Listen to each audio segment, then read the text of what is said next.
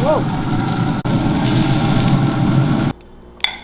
In case you have been living under a rock or just never come to Texas to try it out, this is a Texas Torpedo.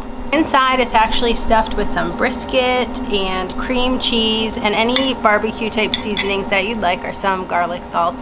And then obviously you can't see the jalapeno pepper, and that's because there's a bee that likes it as well. Oh shit. Texas bugs. Okay, the outside has some like ground pork encrusted in it. So anyways, I'm just gonna pop these in the smoker at 250. I have some other things going in there as well, so we'll see what they look like on the other side. Let's go. Check out the rest of this smoked meal that I prepared on the Traeger pellet grill. This is the Ironwood 885 that they sent out for me for testing, and I also smoked these Texas Torpedos with some smoked chicken and this Italian grill marinade, and I did the zucchini and summer squash on that in that marinade as well. You can get those recipes at SipBiteGo and on the YouTube channel also.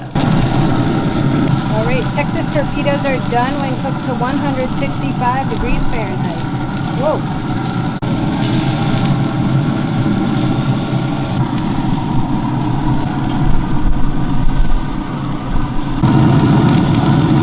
The pork on the outside of these looks absolutely perfect to me, and let's take a look at the inside. It is going to be beautiful.